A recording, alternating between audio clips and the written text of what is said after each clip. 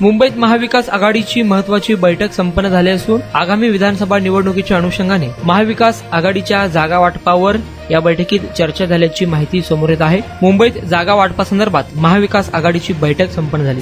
या बैठकीला शिवसेना उद्धव बाळासाहेब ठाकरे, काँग्रेस, राष्ट्रवादी काँग्रेस पार्टी, शरद पवार गटातील पदाधिकारी उपस्थित होते।